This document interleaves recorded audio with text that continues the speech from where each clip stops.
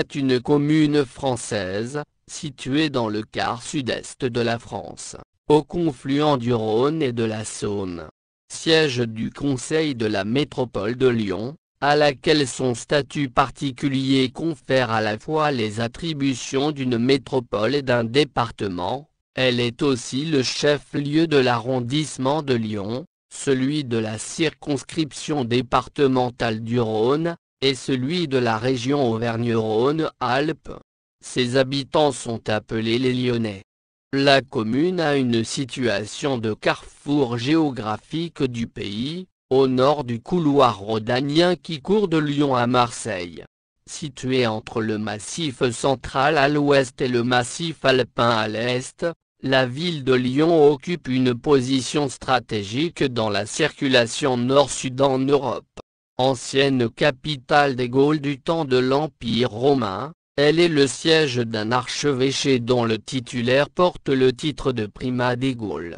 Lyon devint une ville très commerçante et une place financière de premier ordre à la Renaissance.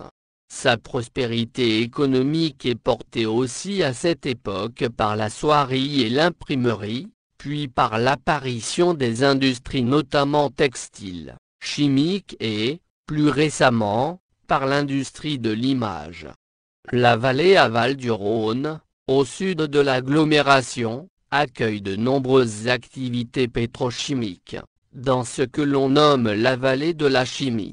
Après le départ et la fermeture des industries textiles, elle s'est progressivement recentrée sur les secteurs d'activité de technique de pointe, tels que la pharmacie et les biotechnologies. C'est également la deuxième ville étudiante de France, avec 4 universités et plusieurs grandes écoles.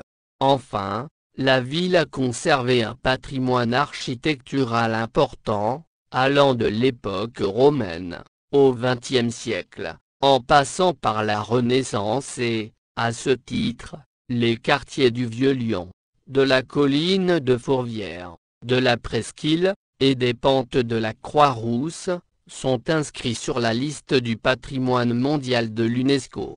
Histoire de Lyon. Le lion, très représenté dans la ville, est le symbole de Lyon depuis plusieurs siècles. Si le lieu semble habité depuis la préhistoire, la première ville, Lugdunum, date de 43 avant Jésus-Christ. Sous l'Empire romain, Lyon devient une puissante cité, capitale de la Gaule romaine.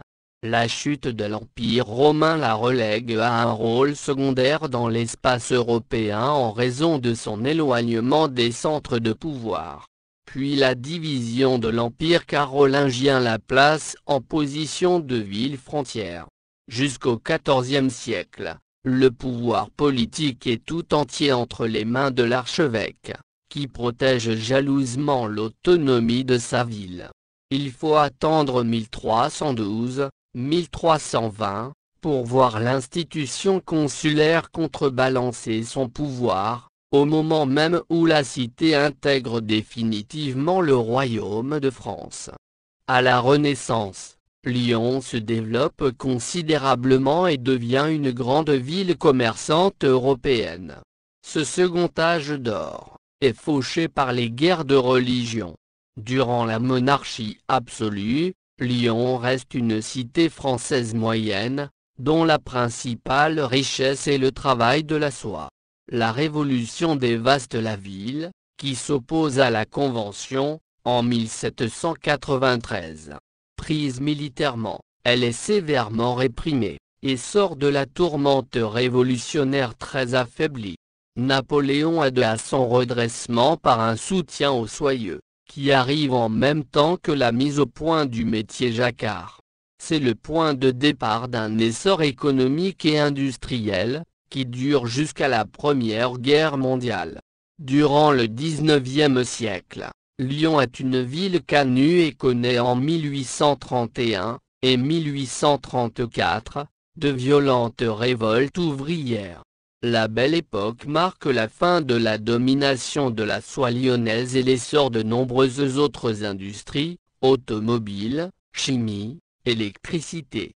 La municipalité, quant à elle, retrouve ses pouvoirs avec la Troisième République et s'engage dans un long siècle de radicalisme, qui se termine avec Édouard Herriot en 1957. La Seconde Guerre mondiale voit Lyon, une des principales villes de la zone libre, être le centre des plus grands réseaux de la résistance. Jean Moulin, notamment, les unifie au sein des mouvements unis de la résistance. À la sortie de la guerre, Lyon se redresse rapidement et connaît un vigoureux développement urbain, avec l'édification d'un grand nombre de quartiers d'habitation. Dotée d'industries puissantes et d'un secteur tertiaire en plein essor, la ville tient son rang de grande métropole française et européenne.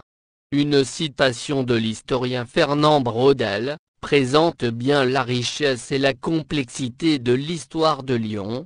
Le destin de Lyon n'est pas plus simple que celui du fleuve. Toute ville, sans doute, est un être compliqué, Lyon plus qu'une autre, qui frappe l'historien par sa richesse, ses brusques transformations, ses originalités, voire ses étrangetés. Elle n'est pas la même, d'un siècle au siècle suivant, et plus contrainte qu'allant de son plein gré, elle passe sans fin d'une originalité à une autre. Elle est, à elle seule, un difficile problème de l'historien de France, peut-être le problème clé, sûrement l'indicateur clé. Du néolithique jusqu'au second âge du fer, les différentes découvertes de nombreuses traces d'habitats, et d'objets en tout genre, attestent l'existence d'un relais de commerce de vin entre le littoral méditerranéen et le nord, 6e siècle avant Jésus-Christ. En l'absence d'artefacts plus élaborés, on ne peut à cette époque parler de village ou de ville. Sur la colline de Fourvière, on a retrouvé des milliers d'amphores. Il est possible qu'il s'agisse d'un lieu où les chefs gaulois se rassemblaient pour festoyer en l'honneur du dieu Lug. Lucius Munatius Plancus fonde sur le site une colonie romaine sous le nom de Colonia Copia Felix Munatial Lugdunum, en 43 avant Jésus-Christ. Les débuts de la colonie sont mal connus. Elle n'est pas pourvue de murailles, tout au plus une levée de terre l'entoure, avec fossés et palissades, à l'image des camps romains. Mais la ville de terre et de bois laisse la place à des bâtiments au soubassement en maçonnerie de pierre. L'essor de la cité est rapide du fait de son emplacement éminemment stratégique. Le nom de la cité évoluera en Colonia Copia Lugdunum.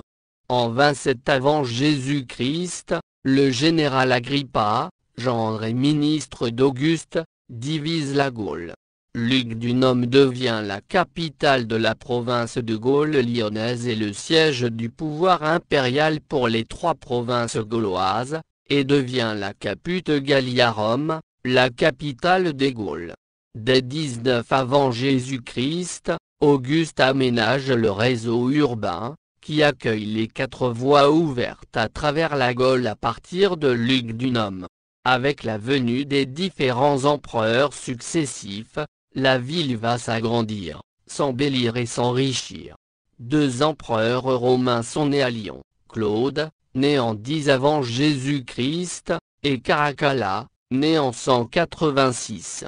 En 64, les notables de Lugdunum ont connaissance de l'incendie qui a ravagé Rome, et envoient 4 millions de sesterces d'aide pour la reconstruction.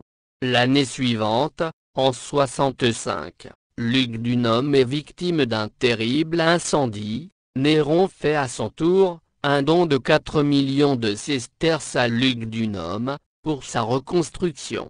La position clé de Lugdunum, au confluent de l'Arar, Saône, et du Rhodanus, Rhône, en fait un important port fluvial. C'est aussi un nœud routier de premier ordre, relié d'une part à Rome par le sud de la Gaule, la Narbonnaise, la vallée du Rhône et Marseille, et d'autre part à l'Aquitaine et l'Armorique.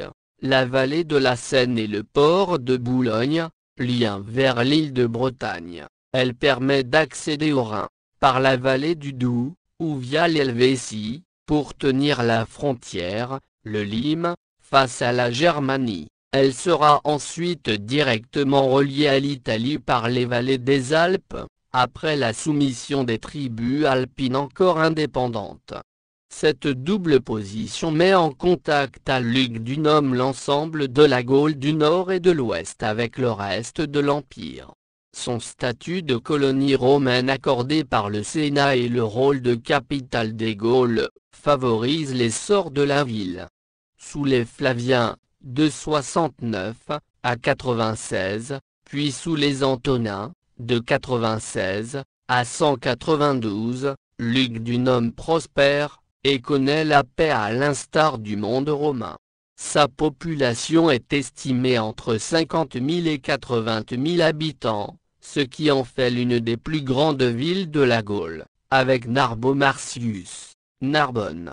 La ville s'étale principalement sur 4 zones particulièrement délimitées, la ville haute, lieu où a été fondée la colonie originelle, le bourg celtique de Condat, les Canabes et la rive droite de la Saône, en contrebas de la ville haute.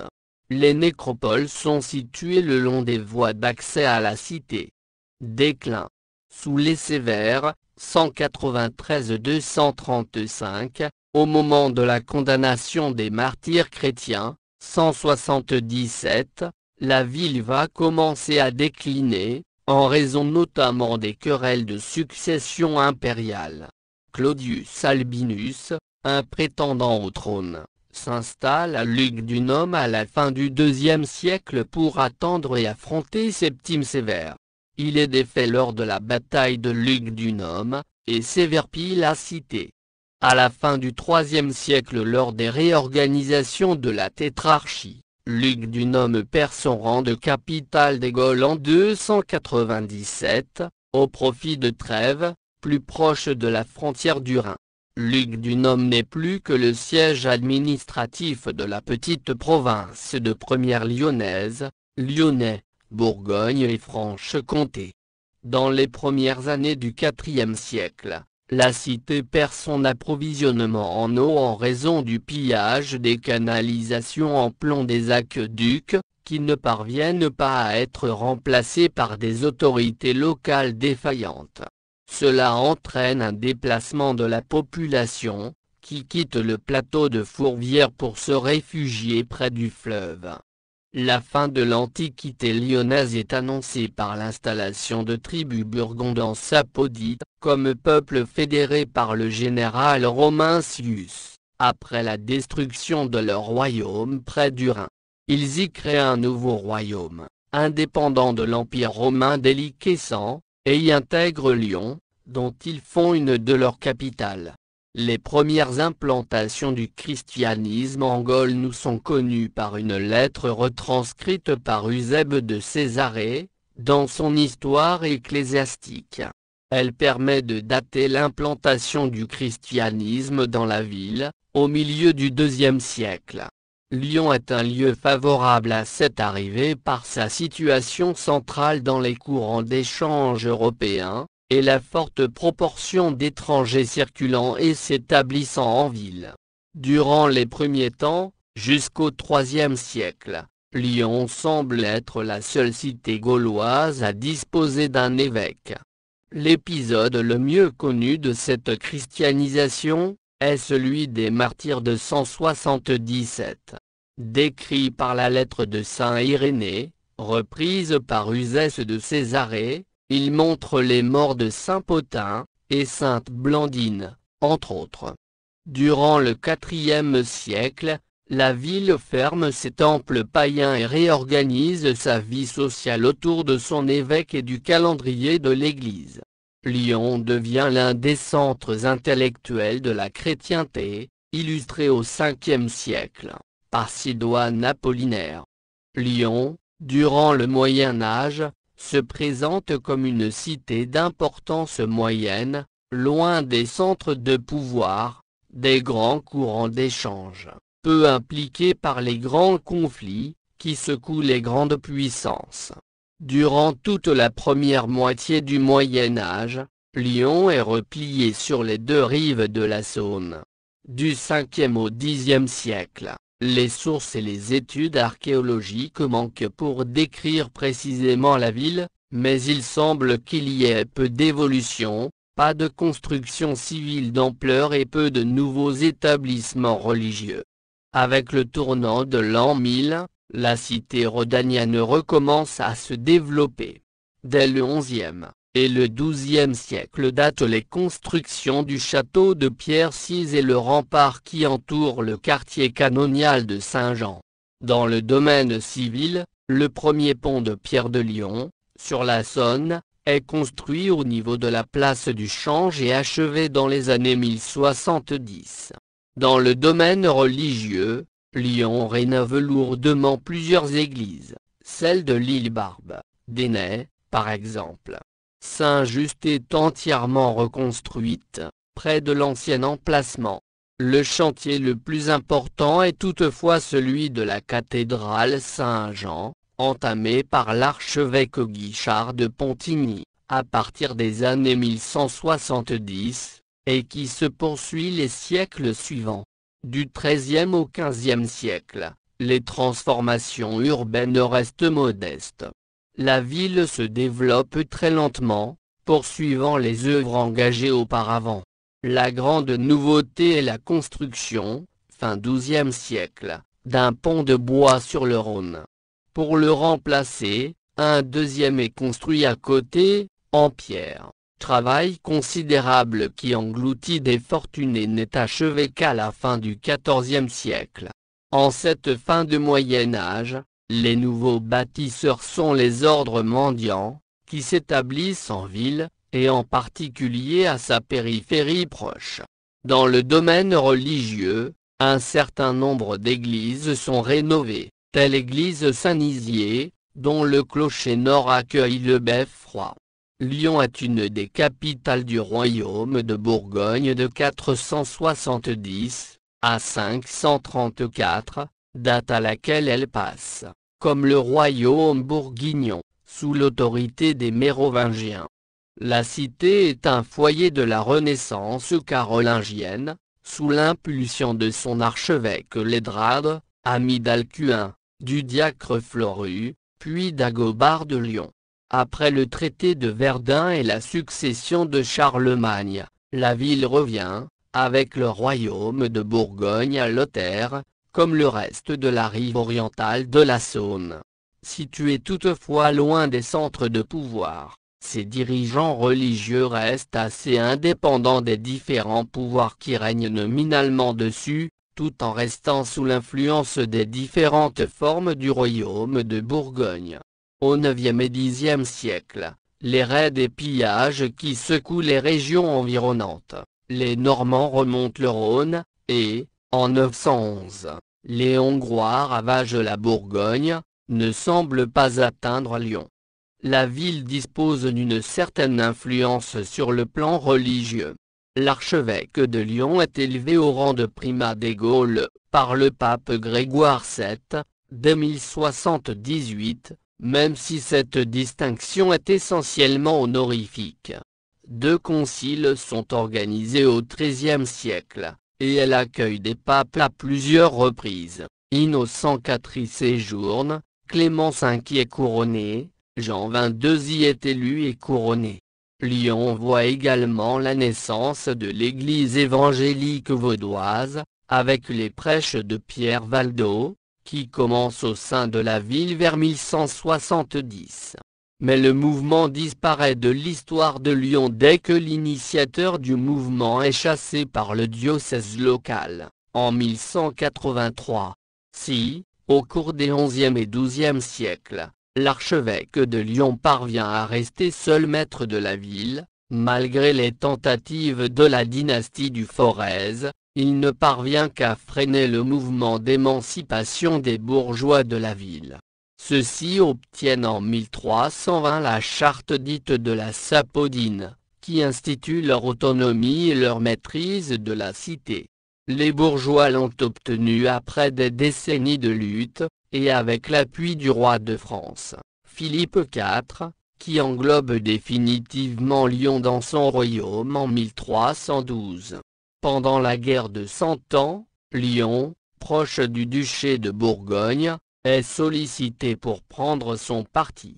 Après avoir maintenu sa neutralité durant le plus longtemps possible, elle reste fidèle au roi de France, sans subir de combat.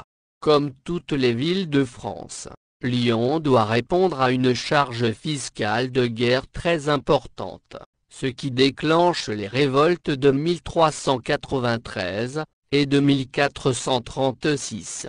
Renaissance et guerre de religion. Cette période est l'un des âges d'or de la ville. S'enrichissant considérablement, sa population augmente suffisamment pour quasi tripler avec un pic vers 60 000 à 75 000 habitants. Malgré cette croissance démographique, la ville ne repousse pas ses murailles, se densifiant par le lotissement de nombreux terrains cultivés et le rehaussement des immeubles. De nombreux bâtiments de cette époque subsistent dans le Vieux-Lyon. C'est de cette époque que datent les traboules, passages à travers les cours d'immeubles, permettant de se rendre d'une rue à une autre rue parallèle. Elles nécessitaient moins de place que la construction de rues ou ruelles transversales. La croissance économique de Lyon en fait alors une des villes les plus prospères d'Europe, grâce au succès des 4 foires annuelles. L'ensemble du grand commerce européen passe désormais pour un siècle par Lyon, et les plus grandes banques de l'époque, essentiellement italiennes, s'installent en ville, dont les Médicis, les Gadagne ou les Gondi. Lyon se développe également grâce à ses industries propres, dont les plus importantes sont la soierie et l'imprimerie, avec notamment les imprimeurs Sébastien Griffe, Estienne Dolay et Jean de Tourne. La succession des guerres d'Italie amène la cour de France à Lyon, à de nombreuses reprises, en tant que plus grande ville du royaume avant les Alpes. Cette succession de grands personnages attire savants, artistes et poètes. C'est ainsi que se développe durant cette période une école lyonnaise de poésie, dont les plus grands représentants sont Maurice Sèvres et Louise Labbé. Plusieurs artistes importants se fixent à Lyon, le plus notable étant Corneille de Lyon. Les guerres de religion mettent fin à la prospérité de la ville. Prise militairement par les protestants en 1562, Lyon est marquée notamment par les exactions du baron des Adrets, qui organise des massacres de catholiques, des pillages et des destructions d'édifices religieux. Le cloître Saint-Just est entièrement rasé, de nombreux iconoclastes mutilent les édifices catholiques, dont la cathédrale Saint-Jean. La ville mettra du temps à s'en remettre et ne retrouvera pas le prestige antérieur. La plupart des imprimeurs ont émigré à Genève, de même, les grandes familles bancaires fuient Lyon. À cette époque, pour n'y jamais revenir, la ville abrite 75 banques italiennes, en 1568, mais seulement 21, en 1597. Du 14 au 21 septembre 1602, il y eut des pluies continuelles dans la région. La Saône déborda en septembre 1602, et atteignit des hauteurs prodigieuses. Le 27 septembre la Saône a été jusqu'aux escaliers de la grande porte de l'église des Grands Augustins, entrant presque au cloître de devant. Par la suite elle entra dans le cloître jusqu'à genoux et dans l'église jusqu'au premier degré des deux qui sont au-dessous de la lampe qui est devant le grand autel. Les tombeaux de l'église s'enfoncèrent dedans terre et il fallut les relever et raccommoder. Elle surpassa le quai des Célestins submergeant, avec l'apport des eaux du Doubs, le faubourg de Vèze, Bellecour, mettant à terre une partie des bâtiments de l'arsenal royal de la Rigaudière, la place Confort, le couvent des Jacobins, les rues du Bois, Grenette, de la Triperie, et Pêcherie. Du côté de Saint-Jean on allait à bateau dans la rue de Flandre et le port Saint-Paul jusqu'au puits de la Selle. Au cours des 2 siècles d'absolutisme royal, l'administration militaire et civile de la ville passe entre les mains des officiers royaux. Les gouverneurs, charge principalement détenue par la famille de Villeroy, dont l'autorité militaire s'étendait sur la province du Lyonnais, soit le Lyonnais proprement dit, le Forez et le Beaujolais. Les intendants, de justice, police et finances, représentant le roi dans la généralité de Lyon. Celle-ci était composée de 5 élections, circonscriptions financières dont les chefs-lieux étaient Lyon, Villefranche-sur-Saône, Montbrison, Roanne et Saint-Étienne. À partir des années 1630, la tolérance règne et est même soutenue par l'archevêque Camille de Neuville de Villeroy, sous son épiscopat, 1653-1693. Vers 1630, sous l'impulsion du Collège des Jésuites, actuel lycée Ampère, Lyon devient un centre intellectuel de la République des lettres. La richesse des notables lyonnais en fait des amateurs éclairés de tableaux, médailles, et livres. La ville s'embellit avec la construction de l'hôtel de ville, et Lyon bénéficie des largesses royales grâce à sa fidélité à la couronne. Lors de la Fronde, dans le dernier quart de ce siècle, la fabrique de soie accapare l'essentiel des forces économiques de la ville, au détriment du négoce et de la banque, laissés aux étrangers genevois, lombards, toscans et suisses. Au XVIIIe siècle, la ville de Lyon est à l'étroit dans ses frontières historiques. En effet, la ville se limite à l'actuelle presqu'île et au Vieux-Lyon. Les pentes de Fourvière et de la Croix-Rousse sont inconstructibles car il s'agit de terrains appartenant à l'Église, et la rive gauche l'est également dans sa grande majorité, à l'exception du faubourg de la Guillotière, car elle est située en zone inondable, les Brotteaux. C'est ce qui explique la propension des immeubles lyonnais de l'époque à gagner en hauteur. Dans la seconde moitié du XVIIIe siècle, un architecte puis un ingénieur vont mettre en place des plans pharaoniques pour agrandir la ville de Lyon. Morand, tout d'abord, prévoit d'assécher une partie des marais de la rive gauche et de lotir ces terrains suivant un plan en damier. Il relie ce nouveau quartier à la presqu'île par un pont, le pont Morand. Le deuxième projet est celui de Perrache, ambitionnant de doubler la surface de la presqu'île en l'étendant au sud. Il met ce projet à exécution, mais n'a pas le temps de le lotir et le quartier projeté n'est pas construit.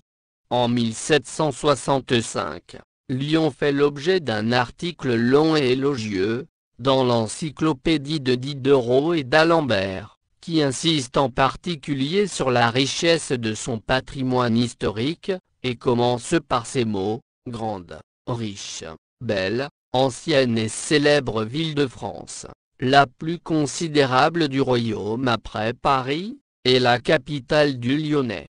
Le XVIIIe siècle lyonnais est marqué par 2 inventions majeures qui furent testées chacune en 1783, le bateau à vapeur, et la montgolfière.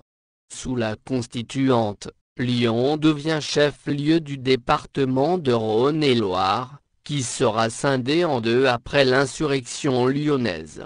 Pendant la Révolution française, Lyon prend en 1793 le parti des Girondins et se soulève contre la Convention. La ville subit un siège de plus de 2 mois avant de se rendre. La répression de la Convention est féroce. Le 12 octobre 1793, le conventionnel Barère se vante de son succès en ces termes: Lyon fit la guerre à la liberté, Lyon n'est plus. Lyon prend ainsi le nom de ville affranchie. Plus de 2000 personnes sont fusillées ou guillotinées, et plusieurs riches hôtels particuliers autour de la place Bellecour détruits, tout comme le château de Pierre-Cise. Le 21 août 1794, la Convention nationale envoie à Lyon deux représentants, Louis-Joseph Charlier et Pierre Pomponne-Amédée Poccol, pour réorganiser la ville et le département après les excès de la répression. Ils obtiendront notamment que la ville reprenne son nom. La prise de pouvoir par Bonaparte est perçue favorablement, comme la fin de la période noire et le retour à la paix civile. Le consulat et l'empire favorisent l'industrie de la soierie, et portent intérêt aux inventions de Jacquard. Bonaparte fait désigner son oncle Joseph Fessenche au siège archiépiscopal en 1802. En 1804, elle lançait un projet de palais impérial à Lyon, comme dans les autres grandes villes de France. En 1811, une lettre du duc de Cadore, alors ministre d'État, précise: le palais impérial sera élevé sur la gare d'eau, le jardin sera dans la presqu'île, entre les deux fleuves, jusqu'au pont de la Mulatière. Mais le projet n'aboutit jamais, à cause des guerres dans toute l'Europe. Lyon accueille favorablement Napoléon Ier, lors de son retour de l'île d'Elbe, le 10 mars 1815. Ce dernier dira, avant de repartir vers Paris: Lyonnais, je vous aime. Cet accueil vaudra à Lyon une réaction royaliste lors de la Seconde Restauration. Grâce aux compétences héritées de la soie, la ville entre dans la révolution industrielle avec l'industrie textile. Elle devient au XIXe siècle une importante ville industrielle, en grande partie grâce au canut. L'insurrection de 1834, part du quartier de la Croix-Rousse, et fait trembler jusqu'à Paris. La ville est reliée à Saint-Étienne par l'une des premières voies ferrées au monde, la première ligne de transport de voyageurs en France, par l'ingénieur Marséguin, de 1827 à 1832. La mécanisation entraîne de nombreuses luttes sociales avec des crises insurrectionnelles, comme la révolte des canuts en 1831. L'implantation du métier à tisser de jacquard marqua l'essor d'une culture sur les systèmes mécaniques complexes. Les inventions de la machine à coudre par Timonier et, ultérieurement celle du cinéma par les frères Lumière, sont redevables des astuces mécaniques du métier à tisser, enchaînant des séries d'actions successives, dont les progressions de bandes par à-coups. Lors de la fête de l'Immaculée Conception du 8 décembre 1852, débute la coutume des lampions aux fenêtres. L'histoire du 8 décembre est intimement liée à l'histoire religieuse lyonnaise. En 1850, les autorités religieuses lancent un concours pour la réalisation d'une statue, envisagée comme un signal religieux, au sommet de la colline de Fourvière.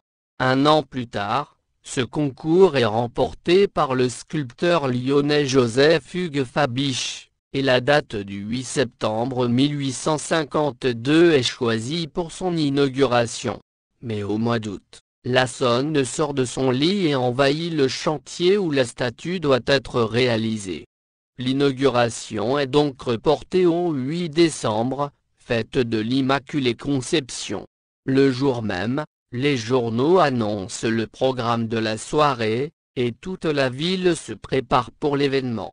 Quelques-uns prévoient même d'illuminer les façades de leurs habitations à l'aide de bougies. Mais le mauvais temps va à nouveau contrarier les réjouissances, contraignant les autorités religieuses à remettre l'inauguration au 12 décembre. Malgré ce contre-ordre, l'enthousiasme des Lyonnais ne fut pas éteint. Dès 18 h, les premières fenêtres s'allument, et à 20 h, la ville entière est illuminée. Une grande partie de la population descend dans la rue, joyeuse et attendrie, s'étonnant de ce geste spontané et communicatif. Les autorités religieuses suivent le mouvement, et la chapelle de Fourvière apparaît alors dans la nuit. Ce soir-là, une véritable fête est née. Chaque année désormais, le 8 décembre, les Lyonnais déposent des luminions à leurs fenêtres, et se retrouvent pour déambuler dans les rues de la ville. Sur le plan économique, Lyon est encore la première place financière française, ce qu'illustre la création du Crédit Lyonnais en 1863, par Henri Germain. La modification de la structure économique qui va intervenir sous ce régime va remettre en cause cette prééminence à l'avantage de Paris. Toutefois, la ville s'enrichit réellement sous le Second Empire, avec la poursuite de la révolution industrielle, notamment grâce aux capitaux lyonnais investis dans les usines et mines de la région stéphanoise. L'industrie chimique se diversifie, et le textile est toujours aussi florissant. Les soieries lyonnaises sont alors le premier poste d'exportation de la France.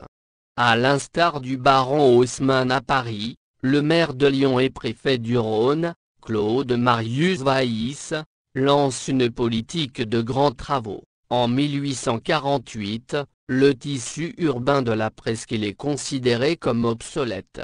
De grandes percées sont réalisées pour aérer cet espace, la rue Impériale, rue de la République, et la rue de l'Impératrice, rue de l'Hôtel de Ville, puis rue Président Thériault. Des places sont également créées, la place Impériale, place de la République, et la place des Cordeliers. C'est également à cette époque que le parc de la Tête d'Or est aménagé sur la rive gauche. Enfin, Lyon est doté d'une grande gare en 1857, la gare de Perrache, reliant les voies ferrées en provenance de Saint-Étienne. L'achèvement du tronçon Givors-Lyon permet dès 1832 la liaison Saint-Étienne-Lyon, première ligne de transport de voyageurs de France, et la liaison Paris-Lyon-Méditerranée. Posée à 6 mètres au-dessus du sol sur un remblai percé de peu de passages, la gare crée une coupure urbaine au milieu de la presqu'île. À partir de 1835, la ville devient un haut lieu de la production et de la création de nouvelles variétés de roses. Les rosiéristes lyonnais se distinguent par la profondeur de leurs recherches et les techniques innovantes qu'ils développent. Des centaines de nouvelles roses sont créées. Grâce à des familles de rosiéristes tels que les Guillot, les Pernet-Duché, les Meillan, par exemple, que Lyon atteindra une notoriété mondiale. C'est dans cette ville qu'est fondée, en 1886, la Société française des roses. Le 19e siècle lyonnais est marqué par deux inventions majeures. Le bateau-mouche en 1862 et le cinématographe Lumière en 1895. Longtemps très active sur le plan artisanal, la ville voit son tissu industriel s'étoffer dans la seconde partie du XIXe siècle. Claude Marius Perret crée en 1819, une fabrique de soude au Brotteaux.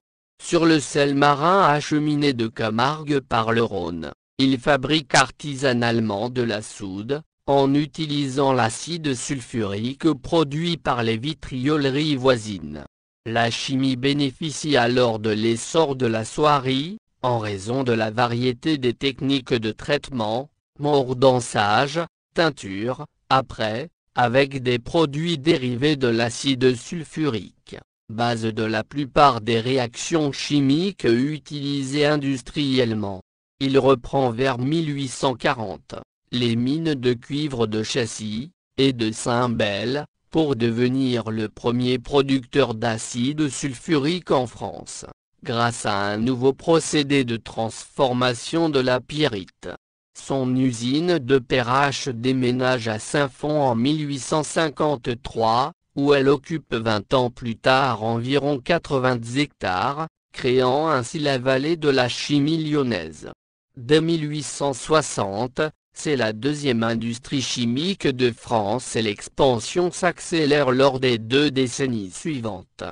Le début du siècle dernier est marqué par le mandat d'Édouard Herriot, maire de 1905 à 1957, sauf pendant l'occupation, dont les grands projets d'urbanisme, mis en œuvre par l'architecte Tony Garnier, conduisent à l'aménagement du quartier des Brotteaux, autour de la gare du même nom, et du lycée du Parc.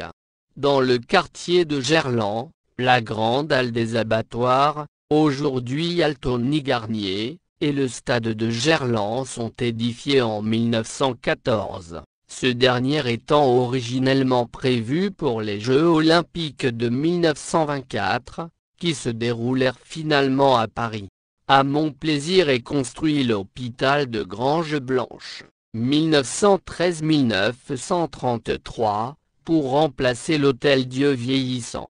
Après la Première Guerre mondiale, d'autres projets vont être réalisés. L'hôpital de la Charité est détruit, laissant sa place à la poste centrale et à la place de la Charité, aujourd'hui place Antonin-Poncet, contiguë à la place Bellecour. Le quartier des États-Unis, fortement inspiré de la cité idéale rêvée par Tony Garnier, est construit dans le 7e arrondissement. Cette partie de l'arrondissement deviendra plus tard le 8e. La Bourse de Lyon joue un rôle considérable lors de l'essor de la houille blanche des années 1920, qui voit la consommation électrique française, aluminium inclus, quadrupler alors qu'elle double simplement en Europe.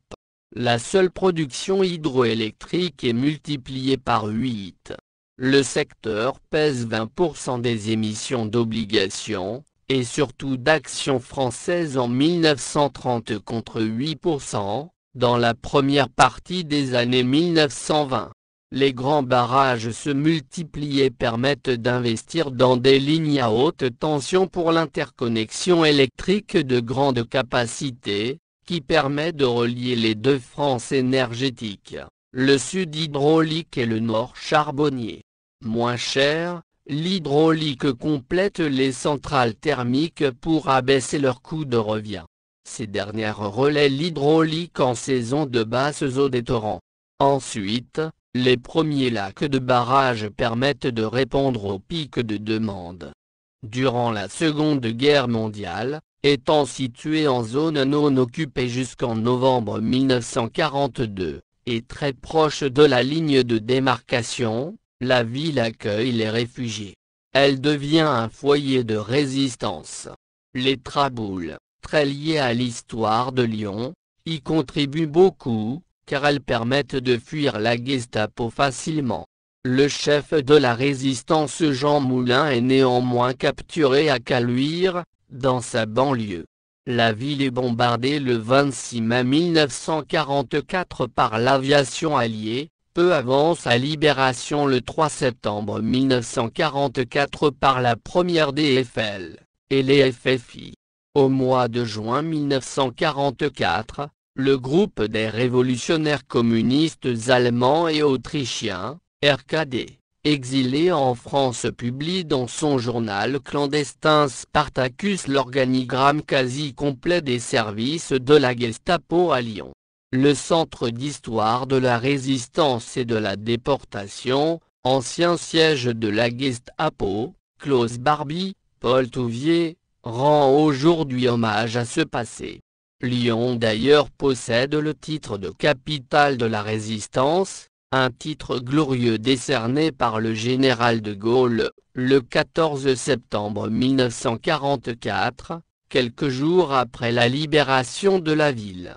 Le Tata sénégalais de Chasselet, un cimetière militaire édifié en 1942, rend hommage à l'action des tirailleurs sénégalais pour la défense de Lyon en juin 1940.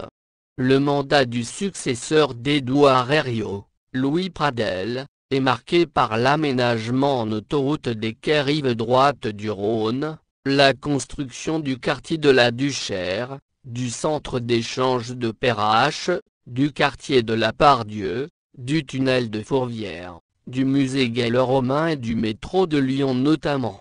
L'adjoint au maire des sports, florissant dans la ville, est Tony Bertrand, 1912-2018, ex-champion de France du 400 mètres. La ville est ensuite dirigée par Francisque Collomb dont les deux mandats, 1976-1989, sont marqués par quelques grandes réalisations, comme la réhabilitation de la halle Tony Garnier, la création de l'Expo, du pont Winston Churchill, de la gare de la Part-Dieu, la venue d'Interpol, la rénovation du palais de justice, le lancement de la Cité internationale et du palais des congrès. Entre 1989 et 1995, sous Michel Noir, ancien ministre du Commerce extérieur, l'Opéra de la ville, la place des Célestins et la place des Terreaux sont rénovés. Le terme Grand Lyon est adopté pour désigner la communauté urbaine de Lyon, cependant que le plan Lumière est lancé, mettant en valeur les bâtiments de la ville la nuit. La ville organise le championnat du monde d'échecs 1990. Sous Raymond Barre, ancien Premier ministre, entre 1995 et 2001, le Forum mondial des sciences de la vie Biovision est créé, les écoles normales supérieures s'installent dans le quartier de Gerland, alors que Lyon accueille en 1996 le 22e sommet du G7. C'est aussi sous son mandat, en 1998, que la ville obtient le classement de 427 hectares de son territoire au patrimoine mondial de l'humanité par l'UNESCO. En 2001, Gérard Collomb est élu à la mairie puis réélu au premier tour en 2008, et au deuxième tour en 2014. Les berges du Rhône sont alors aménagées. L'agglomération lyonnaise se dote d'un système de location de vélos en libre service, Vélo'V. Une vaste opération urbanistique, dont le projet est antérieur, métamorphose le quartier de la Confluence et s'accompagne, à partir de 2009, du réaménagement des berges de Saône en promenade, du confluent jusqu'au bassin nautique, inauguré en juin 2010. Plusieurs projets d'immeubles de grande hauteur sont lancés dans le quartier de la Part-Dieu, notamment les tours Oxygène, InCity et la future Tout Lyon. La communauté urbaine de Lyon est remplacée le 1er janvier 2015 par la collectivité territoriale de la métropole de Lyon. La ville quitte ainsi le département du Rhône. De tradition bourgeoise, la ville de Lyon serait susceptible d'être gouvernée par la droite. L'on remarque cependant un schisme dans l'électorat de la métropole de Lyon, les communes et arrondissements aisés du Nord et du Nord-Ouest, les communes des Monts d'Or, Caluire et Cuire, et Seutras, sont davantage tournées à droite, tandis que les communes plus populaires du Sud et de l'Est lyonnais, à tendance industrielle sont davantage à gauche, par exemple à Villeurbanne, Vaux-en-Velin, ou à Vénissieux, où les maires successifs depuis 1944, sont issus du Parti communiste français. Gérard Collomb, membre du Parti socialiste, devint pour la première fois maire de Lyon, alors qu'il était minoritaire en voix, 10 000 voix de moins que la droite, mais majoritaire en nombre d'arrondissements gagnés, et en nombre total d'élus dans l'ensemble des arrondissements. Cette particularité électorale est le fruit d'un mode de scrutin municipal en vigueur uniquement dans les 3 plus grandes villes françaises, loi PLM. Gérard Collomb est réélu maire de la ville en 2008.